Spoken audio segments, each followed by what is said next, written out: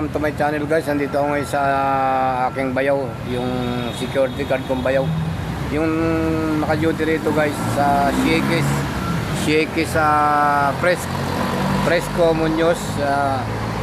Bayaw ko yung naka-duty dito ako tumuloy ngayong gabi kasi nag-asikaso ako sa POAA ng aking yung inaayos na financial assistant. Baka makakakuha ako dahil ako yung OFW at na-repatriate kami sa amin sa Riyadh. Na-repatriate kami, na pinauwi kami ng Polo Embassy ng Riyadh, kaya humihingi ako ng tulong sa POAA doon sa tanggapan ng OWA. Yan, humihingi ako ng tulong, kaya pag ginabi na ako, pagkatapos namin sa POAA, pumunta ako dito sa bayaw ko. Ay panggabi naman ang duty niya ngayon. Ayun yung bayaw ko naka-duty ngayon, nakaupo. Kaya andito ako ngayon sa Shakey's ng yan, Shakey's Fresco. Ito po yung Shakey's Fresco, malapit sa Muñoz. Yung mga dumadaan jeep nga pala dito sa tapat ay mga biyaheng Muñoz yan. Yan, sa tapat na yan, papuntang Muñoz. Kaya kung makikita nyo guys, maganda yung lugar dito guys. Yan, maganda yung lugar niyan. Ito yung binakang niya, Shakey's, yan, restaurant. Kaya nakapag-video ako dito ngayong gabi. Ayan.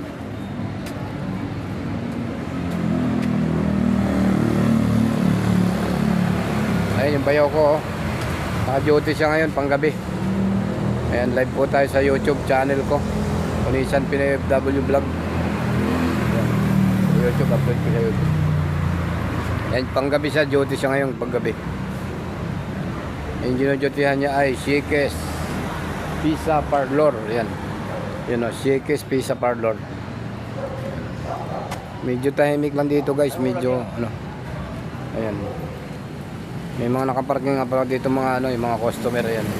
Pero ngayon ko konti lang ako kumakain kasi umulan kasi dito kanina sa Maynila.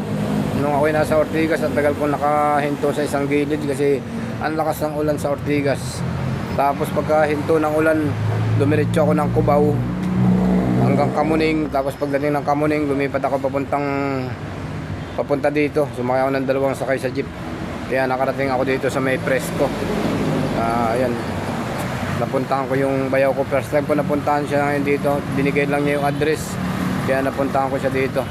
Medyo groggy ang mukha natin kasi sobrang pagod, puyat. Kagabi konti ng tulog ko bago ako lumuwas sa Maynila. Kaya ayan.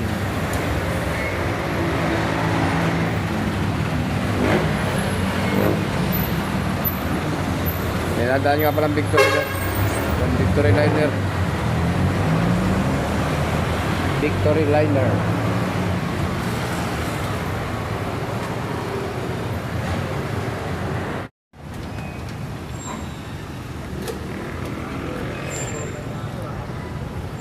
Ayan, ang dami nakaparking sa kanyang ito yung harapan ng Shakey's Pizza Parlor. Ayan. Dito na ako guys magpapaumaga kasi bukas may may lakad na naman ako, papunta akong agency. Kasama ko si Leo Sarno at saka si Alex. Nagkita-kita kami kanina dito sa POAA. Inasikaso namin yung sa OWA namin. Baka sakaling makakuha kami ng assistance, baka makuha kami kahit maliit na halaga para makatulong din sa pamilya. Kasi umuwi kami ng walang-wala talaga galing Saudi kasi nag-file kami ng kaso laban sa company, pero nakauwi na lahat kami. Hindi pa namin natatanggap yung pinakabayaran sa aming end of service. Hindi kami nabayaran ng company, pero may pag-asa pa rin makuha ko sakaling magbayad ang company. May account naman kami binigay doon papasok ang pera namin makukuha sa sa account. Ayan. Ayan lang. Ayun, ang aso niya yun. Alagang aso na yung bayaw ko. May alaga siyang aso dito. Ayan, salamat po sa panonood nyo guys. Napakalamig na gabi ngayon dito sa sa aming kinatatayuan kasi umulan ng malakas kaninang hapon. Nung kasalukuyang nasa Ortigas pa ako sa POAA. Ano na yung pangalan no? Hindi na POAA. DMW na yata yung pangalan ng building na yun. Pinalitan na yata ng pangalan. Yun lang guys ang aking update sa mga oras na ito guys. Ayan, bukas ng umaga alis na rin ako dito kasi may lakad ako mga alas 8. Alis na ako dito. Hanapin ko yung yung aming agency bukas. Hanapin ko para makapag-apply kami. Kung baka may mga hiring doon, makapag-apply uli kami, baka alis uli. Kasi may nag-aaral pa akong anak. Gusto kong makatapos yung anak kong mag-aaral ng criminology. 1 year na lang ay matatapos na. Sana makatapos naman yung anak ko at makaalis pa ako kahit mga 2 taon na lang makaalis pa ako. Yun lang ang hinihiling ko guys, mapagbigyan sana ako para makatulong pa tayo sa ating anak. Kasi wala na talagang pagkukunan ko, hindi ako makakaalis.